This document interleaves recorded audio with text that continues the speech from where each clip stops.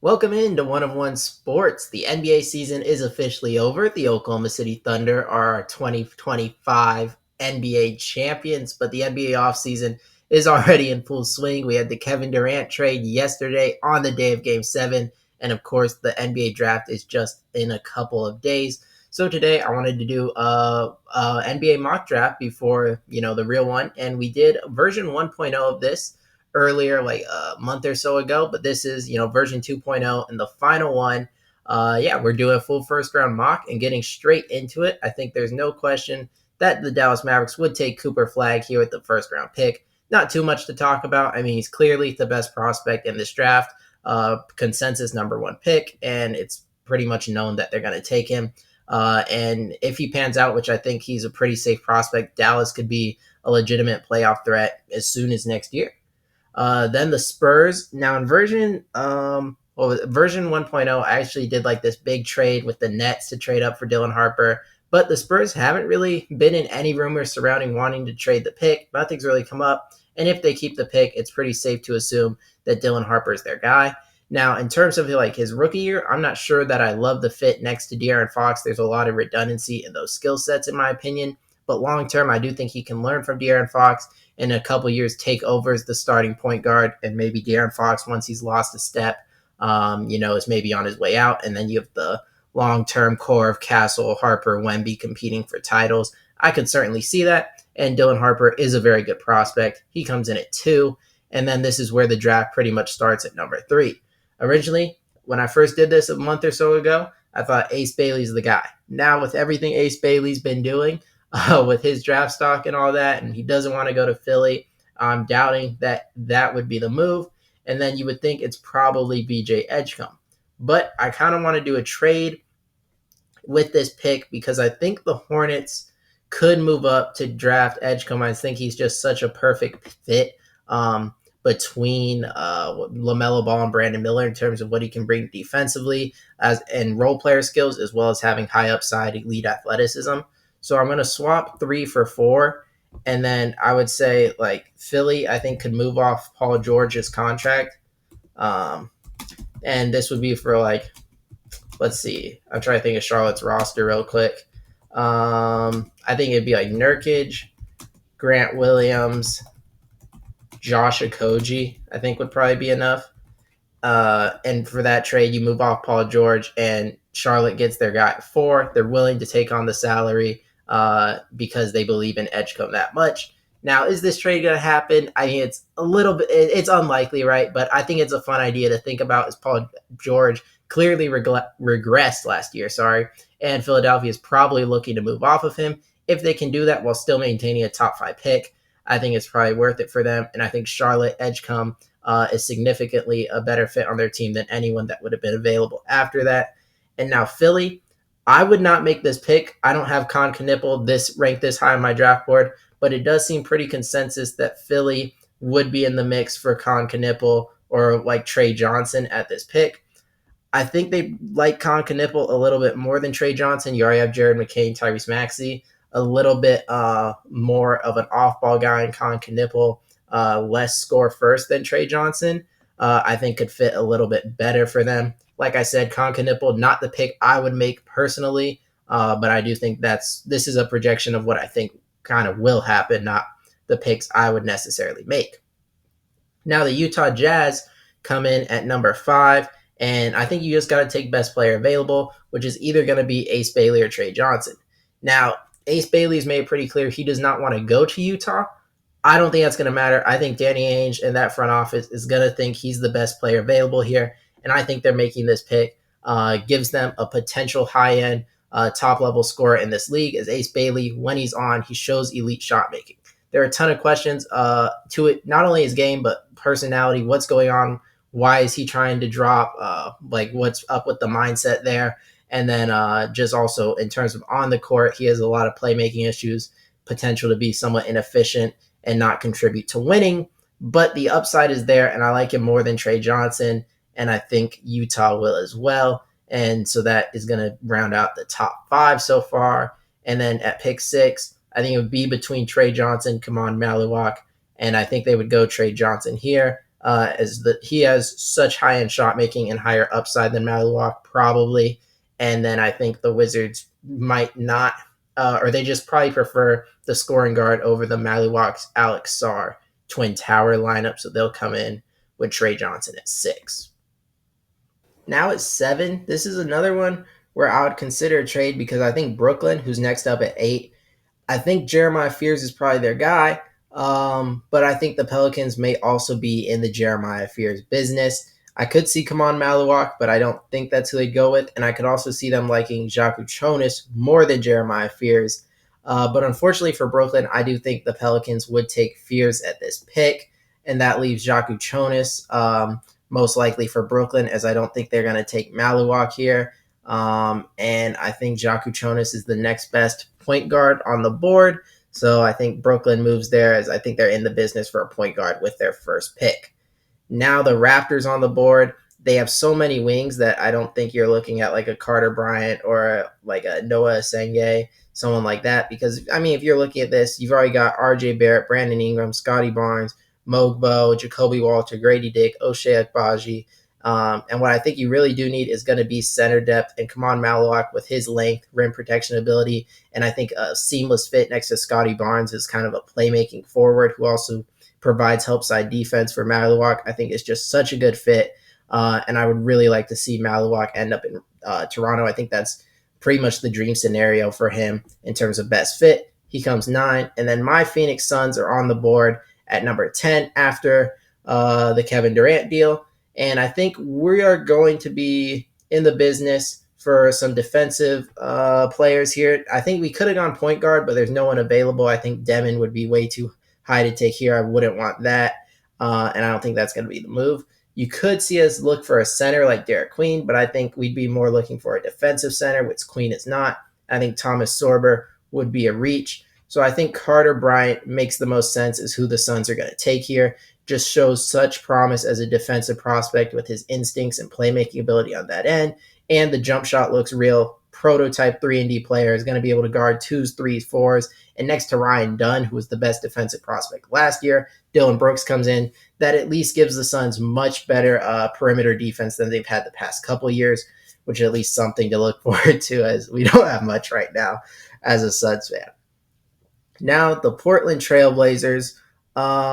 I'm not sure. I think Essengay could be the pick here. And I also think it could be Colin Murray Boyles. But I think when you look at this team, Henderson and Shaden Sharp, they're hoping is the backcourt of the future. But then outside of that, Denny's really good. Tamani Kamara stepped up. Klingon, they just drafted. So they can just draft for best player, whoever they like the most. And I think Colin Murray Boyles as a potential at times small ball 5 next to a guy like Tamani Kamara gives such defensive intrigue that I think that's going to be the move. I like him better as a defensive prospect than Noah Essengay. And I will say, my knowledge of the international prospects like Noah Essengay, not nearly as much. I haven't seen them nearly as much as I've seen the collegiate prospects. So maybe Essengay I'm underrating a little bit because I've seen him go even higher or go higher than I've already seen him be off the board in a lot of mocks at this point. But I'm going to have them taking Colin Murray Boyles next to Tamani Kamara. I think that'd be really fun to see at times and would be really hard to score on. Then the Bulls, I think the Bulls would be in the business for a center, and I'm going to have them go Derek Queen. I don't think they'd like DeJuan Behringer more than Derek Queen. Sure, he has defensive issues, but I think the offensive potential is certainly there. Now playing next to like Josh Giddey and Kobe White, like that team could have some serious defensive problems next year. But the offensive potential is also really high, so they could be one of the better offenses or one of their best offenses they've had in a few years. We're now at pick 13, where we're actually going to have our second trade of the video. And I think the Brooklyn Nets, they've been rumored to want to trade back into the lottery. And I think at 19, I think they could give up 19 and we'll say 27 to move up to pick 13. I don't know if the Hawks would agree to that for sure, but that's what I'm going to be putting in this mock here. And this is where I'm going to have Noah Essengay coming off the board. I think he's, a pretty, I don't know. I guess he's somewhat boom or bust. I think he just has high upside as a prospect. He's the second youngest player in the class. He's taller than 6'8" without shoes. He's almost 6'10" without shoes, I believe. Super long arms. He's already filling out. The jump shot's not really there yet, but I do think, at least in the league he played in, he drew fouls at a really high rate, got to the rim a bunch. So there's that skill set in terms of his attacking ability. And if the jump shot comes around, then he could potentially be a really good player for the Nets. I think they like him at 13. And now the Spurs are back on the board, already taking Dylan Harper. And if we're looking at this roster, they have a bunch of guards now in Fox, Vassell, Castle, Harper, and then wings. You still have Barnes, Sohan, Keldon Johnson, and even Champagny. So I do think you're probably looking for a big. So if we go to centers for who they could take, I think Juwan Behringer, another French center, would be interesting. As Thomas Sorber, another backup rim protector, be interesting. Or Maxime Reynaud of Stanford, also French, good friends with Wemby, also would be interesting. Could see any of those being the pick, but I'm going to go with Danny Wolf, as I think he's shown an ability to play alongside other bigs. He played alongside Vlad Golden in college, and you could run pick and rolls with him and Wendy as this like pseudo point guard hitting Wemby on pick and rolls, while Wemby makes up for his defensive problems that he can have with slower foot speed, and can also come off the bench and give you backup center minutes as well. So there's some versatility there. I like him at 14. Now the Thunder, the reigning NBA champions, on the board. Now they can't actually use all their draft picks this year, I don't believe, unless they clear up some roster spots. But I think they're probably looking for a bigger wing, because at times Siakam gave trouble, and they just don't have like a true power forward stopper, I guess you would say. So if we're looking around there, I think Rasheer Fleming fits that perfectly. Maybe a tad high, but he's really strong guy, really big guy. Like he's a true 6'9", completely filled out, like a 7'5" wingspan or something. Just has all the physical tools, just an absolute specimen, and has a 3-point shot. I think he would fit what they're looking for pretty perfectly. And now the Grizzlies are on the board after the Magic trade. Desmond Bane obviously no longer on the team. I think you're probably looking for some wing talent. And you took Jalen Wells from Washington State. That worked out for you. I think you go back to the well, no pun intended there. I think you take Cedric Howard, freak athlete, blew it away at the combine. And even though he only played like 5 games this year, he had really good tape at Eastern Washington. And I think the physical profile is enough for them to believe in him, to take him just outside the lottery. So he comes in at 16. The Minnesota Timberwolves are an interesting one, because on one hand, I think you would like a win now player for this core. And I could see him looking to replace Mike Conley if they don't trust Rob Dillingham to take over point guard responsibilities. Nickeil Alexander likely leaving.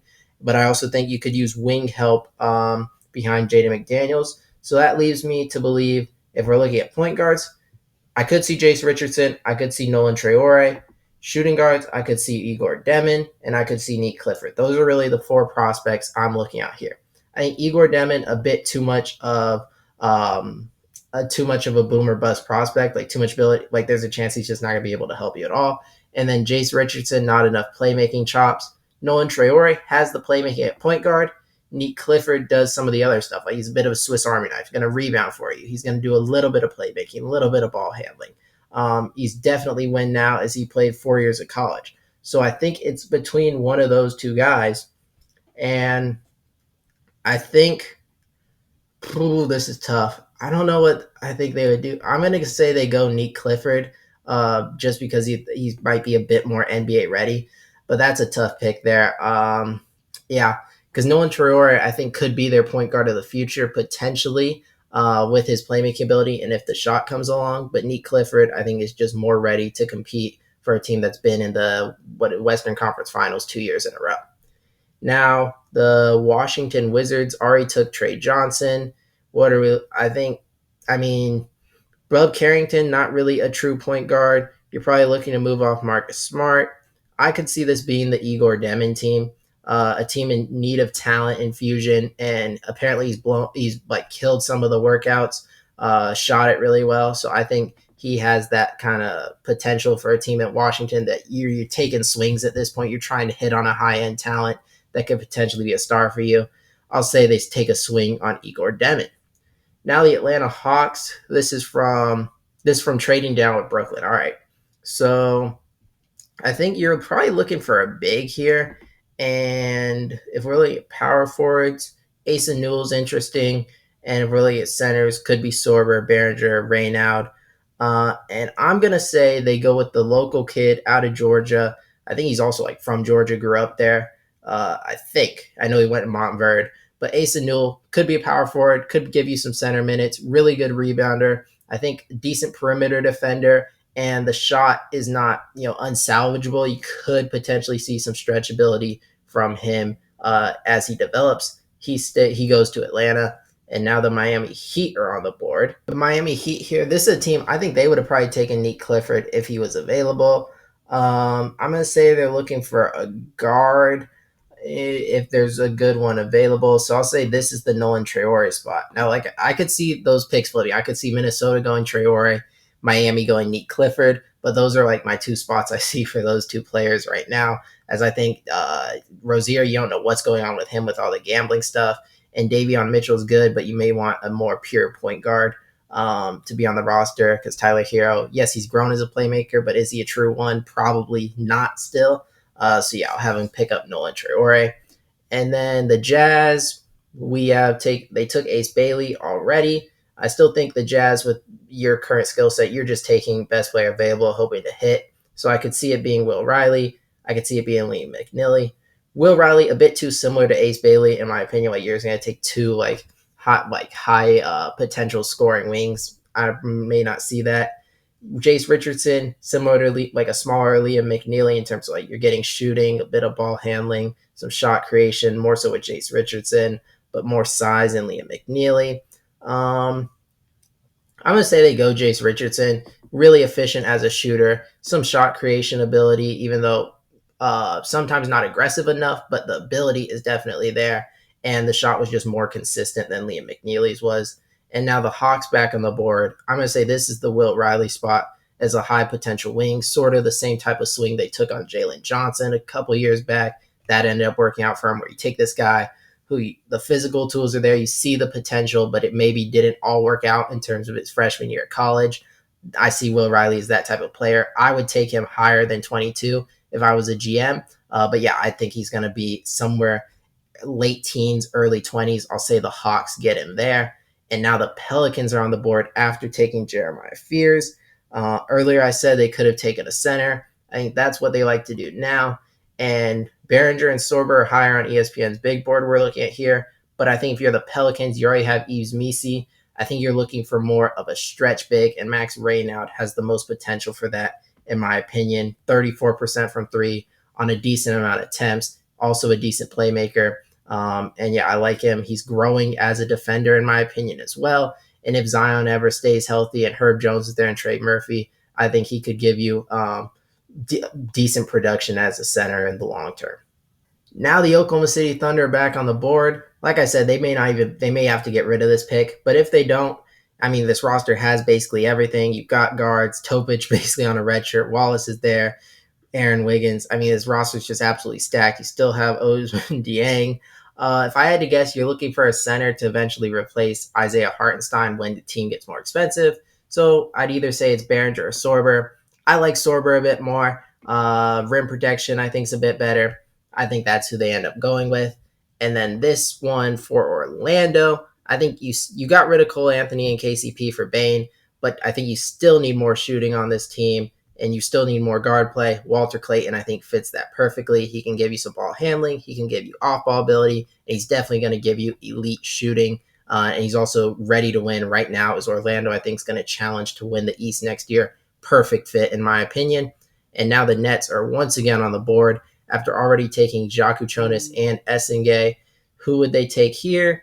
I could see them being in the business now for a big if they were to get rid of Nick Claxton potentially this offseason. I could also see him going Liam McNeely. So it's between Behringer and Liam McNeely. I do think they're going to get rid of Cam Johnson. McNeely kind of fits that role. I don't know. I'm going to say they take McNeely over Behringer. He gives, like I said, I talked about earlier, he gives you shooting, he gives you some playmaking ability, some ball handling, at least ideally. And yeah, if you get rid of Cam Johnson, he can kind of fill that role. Next up, the Hawks are on the board for the third time this draft. And I mean, you already took a high upside wing in Will Riley. You took a big at Asa Newell, so I don't think you're going Juwan Behringer. I could look to see, I could see Ben Seraph being the pick here, or Drake Powell, or Adou Thiero. Drake Powell and Adou Thiero giving you more of the defensive side. Ben Seraph giving you, potential in terms of ball handling, shot creation stuff behind Trae Young. I'll say they go Ben Seraph here at 27. And then the Celtics are on the board, and I think they would go Drake Powell here as, prototype, super athletic 3-and-D wing, guard twos, threes, maybe fours in the NBA. And if the jump shot comes along, he's going to be a really good player. And now my Phoenix Suns back on the board, where I could see Adou Thiero leaning into the defensive wings. If Ben Seraph was available, I could see that going. I like Tyrese Proctor, but I don't think they're going there. I think Juwan Behringer falls this far. We need a center. I think they're probably going to make that pick. And finally, the Los Angeles Clippers here at 30. I could see Adou Thiero, like I said, defensive, really good defensive wing. And I don't really see like a big time shot creator, which the Clippers could use. Like Hugo Gonzalez, I don't like a lot here. I think you just go Adou Thiero and lean into like defensive identity with guys like Chris Dunn, Derek Jones, Kawhi Leonard. Adou Thiero coming off the bench has the potential to join that. So yeah, this is my official mock draft. I'll scroll through it all so you can see. I'm really excited to see what actually plays out on Wednesday. I'm sure we got a lot wrong. Hopefully we got some right too. Hopefully you enjoy the video. If you did, make sure to leave a like and subscribe. Let me know who you want your team to draft in the comments down below. Until next time.